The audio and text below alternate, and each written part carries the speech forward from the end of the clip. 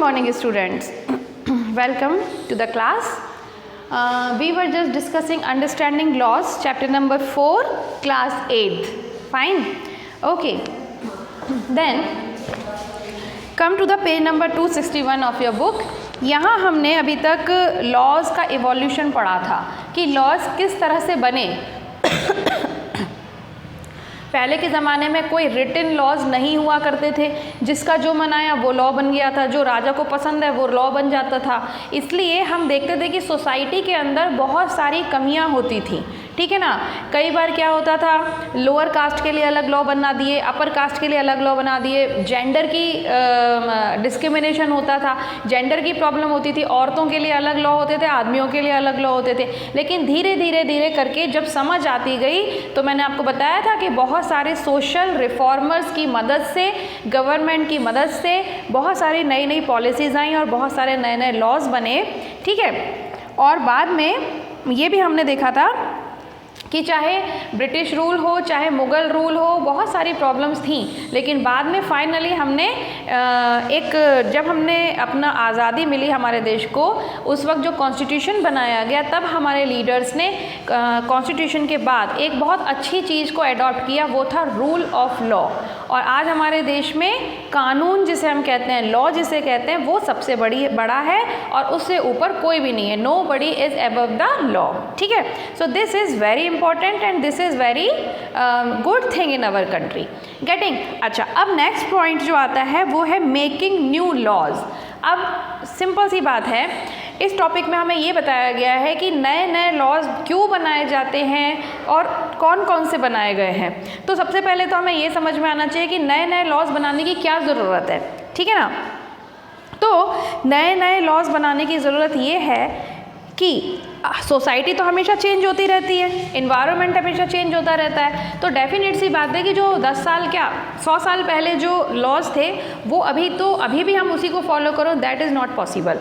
तो फिर क्या हुआ, जैसे कि एग्ज़ाम्पल हम अगर लेते हैं तो आज से 50-60 साल पहले तक, 50-60 ईयर्स पहले तक कोई बहुत सारे कारें वारें नहीं होती थी सब लोगों के पास, है ना। लोग साइकिल से चला करते थे, बहुत करके किसी के पास मोटरसाइकिल होती थी तो होती थी, वरना कार तो बहुत कम, और एरोप्लेन्स वगैरह भी बहुत कम हुआ करते थे। तो पोल्यूशन नहीं था, तो इन्वायरमेंटल कंडीशन अलग थी। प्लस जब सड़क पे इतना ट्रैफिक ही नहीं था तो ट्रैफिक रूल्स भी नहीं थे इतने, ठीक है। तो क्या हुआ, जैसे जैसे हमारी टेक्नोलॉजी बढ़ी वैसे वैसे कारें, व्हीकल्स और एयरप्लेन्स वगैरह बढ़े, तो ऑब्वियसली उन्होंने ट्रैफिक को भी वो किया, डिस्टर्ब किया, और इन्वायरमेंट को भी डिस्टर्ब किया। डिस्टर्ब कह लो या चेंज हम कह सकते हैं, है ना। तो ट्रैफिक भी चेंज हुआ है तो ट्रैफिक के लॉज भी चेंज करने पड़ेंगे। इन्वायरमेंटल कंडीशन भी चेंज हुई है तो उससे रिलेटेड जो लॉज होते हैं वो भी चेंज करने पड़ते हैं। इसी की तरह जैसे आज अब हम मोबाइल देखते हैं। जब हम छोटे थे, आज से कम 20 साल 25 साल पहले भी कोई मोबाइल फ़ोन्स नहीं जानता था, ठीक है। तो कम्युनिकेशन जो था वो थोड़ा सा लिमिटेड था, वो अलग टाइप का था। आज जो कम्युनिकेशन है वो बहुत अलग टाइप का है, तो उससे रिलेटेड जो लॉज थे वो भी चेंज होंगे।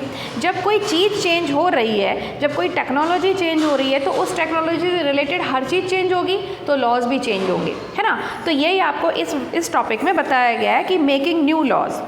अच्छा, इसके बाद फिर ये बताते हैं कि जब कोई नया लॉ बनना होता है तो कैसे बनता है।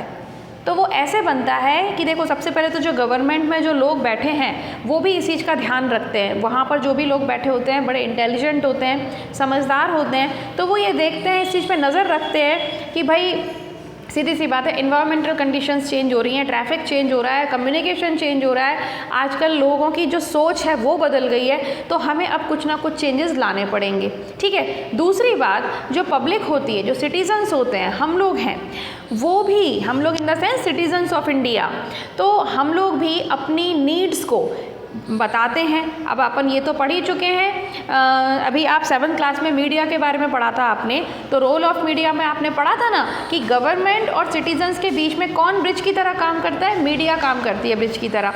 तो जो पीपल को या सिटीजन्स को कुछ भी अपनी बात होती है, कुछ भी उनकी नीड्स होती हैं, कुछ भी उनको फैसिलिटीज़ चाहिए होती हैं, कुछ भी उनकी डिमांड्स होती हैं, वो कैसे मीडिया के थ्रू गवर्नमेंट को बताते हैं। तो जब मीडिया के थ्रू गवर्नमेंट को हमारी नीड्स पता चलती हैं, हमारी डिमांड्स पता चलती हैं, तो वो फिर उसके हिसाब से भी लॉज बनाते हैं, ठीक है।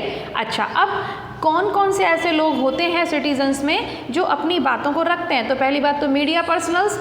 मीडिया पर्सनल्स मतलब मीडिया में जो काम करते हैं लोग बाग, उनको मीडिया पर्सनल्स कहा जाता है। तो मोस्ट इम्पॉर्टेंट तो यही होता है। इसके अलावा कुछ NGOs जैसे ऑर्गेनाइजेशन चलते हैं। NGO आप समझते हो, नॉन गवर्नमेंट ऑर्गेनाइजेशंस। इसमें क्या होता है, कुछ लोगों का ग्रुप होता है जो कि सभी लोगों के वेलफेयर के लिए काम करते हैं, ठीक है, तो वो लोग भी होते हैं। कुछ पर्सनल रिफॉर्मर्स होते हैं, जैसे अपन ने पहले भी पढ़ा कि पहले के ज़माने में जो लॉ थे वो अलग थे, और उसके लिए भी अब जैसे पहले क्या होता था कि लोअर कास्ट के लिए अलग कुएं वगैरह बनाए जाते थे पानी पीने के लिए, अपर कास्ट के लिए अलग बनाए जाते थे। तो कुछ लोगों को ये चीज़ें पसंद नहीं आई, ठीक है, उन्होंने बहुत स्ट्रगल किया और इन लॉज को चेंज करवा दिया फाइनली।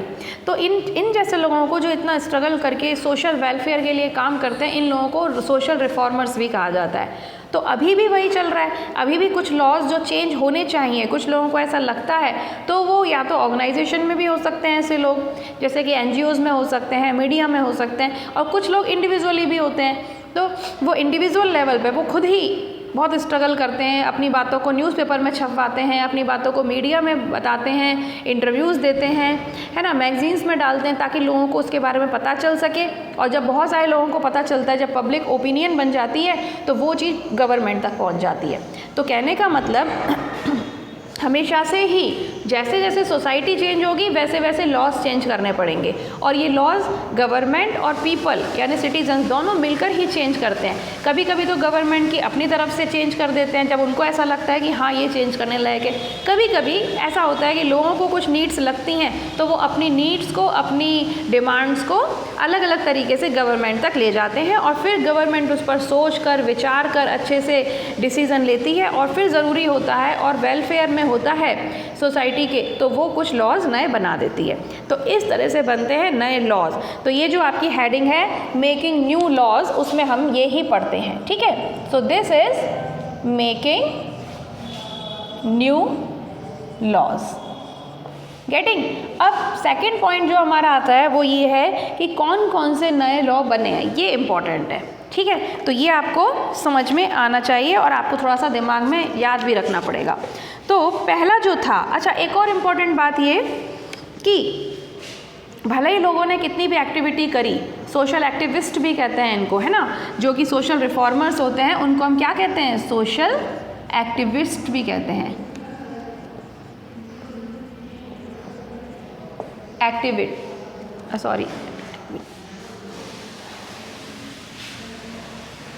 एक्टिविस्ट, ठीक है, ठीक है। तो ये कहते हैं।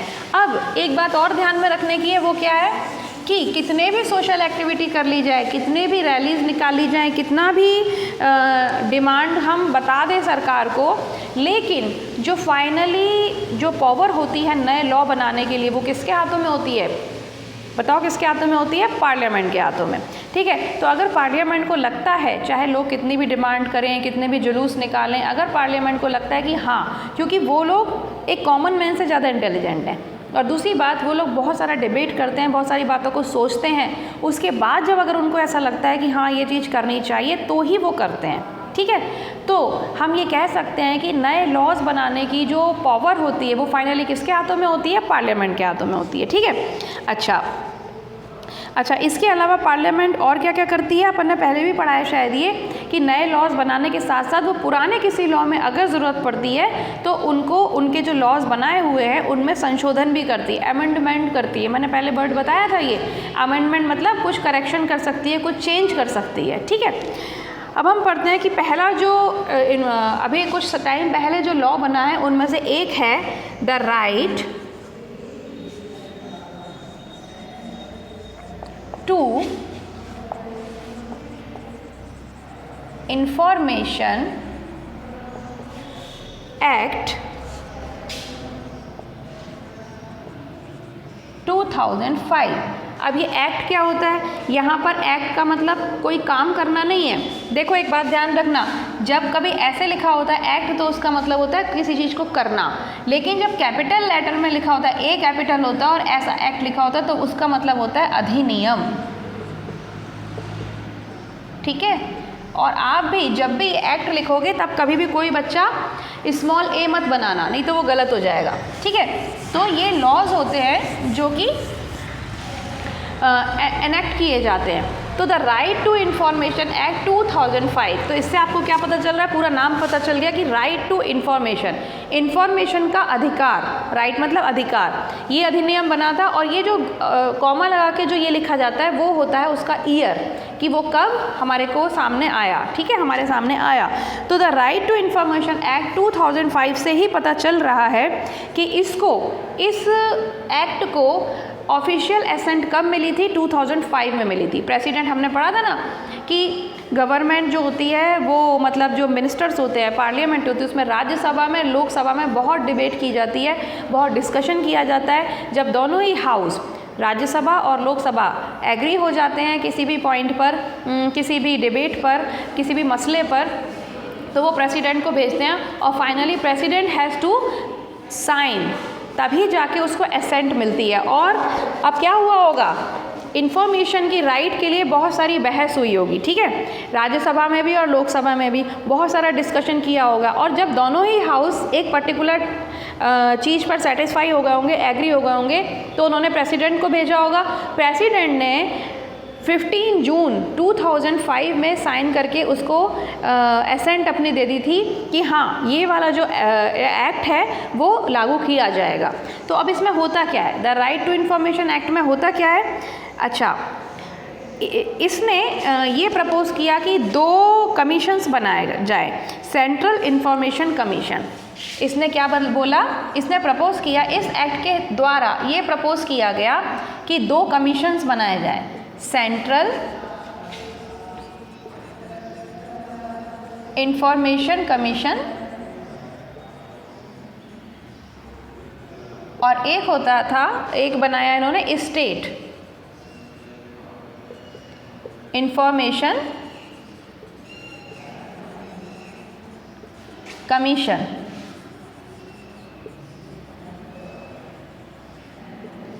ठीक है ना।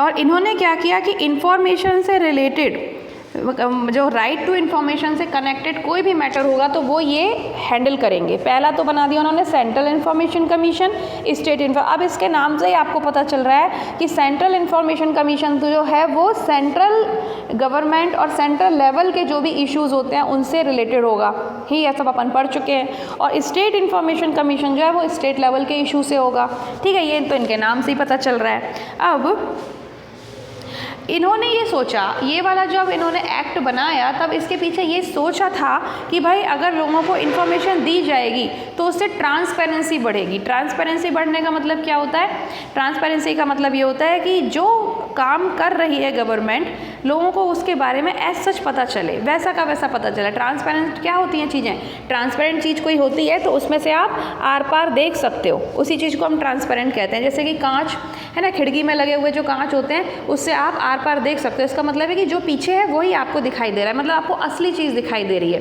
तो गवर्नमेंट की ट्रांसपेरेंसी का मतलब यही था कि जो गवर्नमेंट एक्चुअली कर रही है वो लोगों को, सिटीजन्स को वैसा का वैसा पता चले, कोई झूठ पता ना चले, सच्चाई पता चले, ठीक है।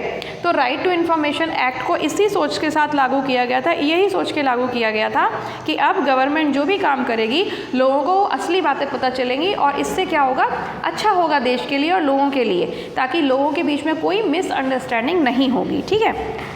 फिर उन्होंने ये कहा कि the law applies to whole of the India except the state of Jammu and Kashmir. Jammu Kashmir को छोड़ के ये बाकी सारे देश में लागू किया गया और कोई भी एप्लीकेशन फिल करने के 30 दिन के अंदर इंफॉर्मेशन मिल जानी चाहिए, ठीक है। लेकिन एक और बात थी कि कुछ इसमें इम्पॉर्टेंट कंडीशंस थी। पहली बात तो ये कि एप्लीकेशन भरने के 30 दिन के अंदर इंफॉर्मेशन प्रोवाइड की जाएगी लोगों को। दूसरी बात, किसी भी कारण से अगर किसी की ज़िंदगी और मौत का सवाल हो जाए, कभी कोई ऐसी कंडीशन बन जाए कि भाई इंसान बिल्कुल ज़िंदगी और मौत के बीच में लटका है, तो 48 आवर्स के अंदर, 48 घंटे के अंदर इंफॉर्मेशन दी जाएगी। और अगर कोई चीज़ ऐसी है, कोई इन्फॉर्मेशन ऐसी है जो देश की सिक्योरिटी के लिए ज़रूरी है, तो वो इन्फॉर्मेशन नहीं दी जाएगी, बस बात ख़त्म। अगर कोई ऐसा मैटर है जो कि देश की सिक्योरिटी से जुड़ा हुआ है और लोग उसके बारे में इन्फॉर्मेशन जानना चाहते हैं तो वो नहीं दी जाएगी। क्यों? क्योंकि क्या पता कोई गद्दार निकल जाए, और हर चीज़ सिक्योरिटी वाली चीज़ें तो ऐसे पब्लिक नहीं की जा सकती ना, जो इसीलिए। ठीक है, अच्छा, इन्फॉर्मेशंस मीन, अब इस इंफॉर्मेशन में किस किस तरीके से और क्या क्या चीज़ें शामिल थी। इन्फॉर्मेशन का मतलब होता है कि क्या होता है इन्फॉर्मेशन, कि कोई भी अगर चीज़, आप कोई भी डॉक्यूमेंट है या कोई भी लॉ है तो उसके अंदर क्या क्या बातें कही गई हैं, उसके अंदर क्या मटीरियल है पूरा, उसको कहते हैं इन्फॉर्मेशन। जैसे राइट टू इन्फॉर्मेशन का मतलब ये है कि हमें किस तरीके की इन्फॉर्मेशन दी जा सकती है, कब दी जा सकती है, कितने दिनों में दी जा सकती है, ये सारी चीज़ें उसमें इन्वॉल्व होती हैं।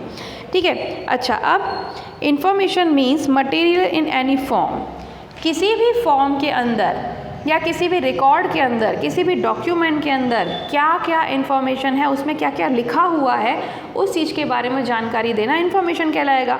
सिंपल सी बात है, आज मैं आपको ये चैप्टर पढ़ा रही हूँ, ठीक है, ये मान लीजिए कि ये एक बुक है, या हम इस बुक को थोड़ी देर के लिए सोचते हैं कि एक डॉक्यूमेंट है किसी चीज़ का। अब आप मुझे बोले कि भाई मैडम हमें इसकी इन्फॉर्मेशन चाहिए, तो इसके अंदर क्या लिखा है, इसके अंदर मटेरियल क्या है, वही तो मैं आपको बताऊंगी, वही तो इन्फॉर्मेशन होगी। तो इसी तरीके से किसी भी डॉक्यूमेंट में, किसी भी रिकॉर्ड में, किसी कॉन्ट्रैक्ट में, लॉग बुक में, ऑर्डर में, सर्कुलर में, प्रेस रिलीज में, ईमेल्स में, ओपिनियंस में, रिपोर्ट्स में, पेपर्स में, मॉडल, डेटा, बहुत सारी चीज़ें जो होती हैं अलग अलग तरीके की, इन सब में क्या क्या लिखा गया है, उसके अंदर क्या क्या बोला गया है, उन चीज़ों के बारे में जो बातें बताई जाती हैं उसे हम इन्फॉर्मेशन कहते हैं। तो सोचिए, ये मैं आपको क्यों पढ़ा रही हूँ, ये बुक में इसलिए दिया गया है क्योंकि राइट टू इन्फॉर्मेशन एक्ट किस किस चीज़ की इन्फॉर्मेशन देने के लिए अधिकार रखता है। हर चीज़ की इन्फॉर्मेशन नहीं दी जा सकती है कि देश की सिक्योरिटी से जुड़ी हुई चीज़ों के बारे में आपको इन्फॉर्मेशन दे दी जाए, ठीक है, या फिर आपकी कोई पर्सनल चीज़ है उसके बारे में इन्फॉर्मेशन दे दी जाए। राइट टू इन्फॉर्मेशन एक्ट कुछ कुछ चीज़ों के लिए ही आपको इन्फॉर्मेशन देने का अधिकार देगा, कुछ कुछ चीज़ों की ही इन्फॉर्मेशन दी जाएगी। ये बात इनमें क्लियरली कही गई है कि वो कौन कौन सी चीज़ें हैं। Records, documents, memos, emails, opinions, advice, press release, circulars, orders, log books, contracts, reports, papers, samples, models, data material held in any electronic form, and information relating to any private body which can be accessed by a public body under the other law for the time being in force। बस इसके अलावा किसी और चीज़ की information देने की guarantee नहीं है। अब ये सब क्या होता है, ये सब अपन आगे पढ़ते जाएंगे धीरे धीरे इस चैप्टर में, और अगले आगे भी पढ़ेंगे, क्योंकि आपको लग रहा होगा मैडम क्या क्या बोल गई है ना। अभी डॉक्यूमेंट समझ आता है, लॉग बुक क्या होती हैं, सर्कुलर्स क्या होते हैं, मॉडल्स क्या होते हैं, सैम्पल्स क्या होते हैं, तो ये सब चीज़ें अपन धीरे धीरे पढ़ेंगे, ठीक है। अभी आपको सिर्फ इतना समझ में आना चाहिए कि राइट टू इन्फॉर्मेशन में ये बताया गया है कि गवर्नमेंट जो भी कर रही है उसकी इन्फॉर्मेशन लेने का अधिकार है लोगों को, क्योंकि उससे क्या होगी, ट्रांसपेरेंसी बढ़ेगी। मतलब जो गवर्नमेंट कर रही है ऐसे की ऐसी अगर न्यूज़ लोगों तक पहुंचेगी, उनकी पूरी इन्फॉर्मेशन पहुंचेगी, तो ये देश के लिए अच्छा होगा, ताकि लोग किसी भी गलत फहमी में ना रहें, किसी मिसअंडरस्टैंडिंग में ना रहें, ठीक है।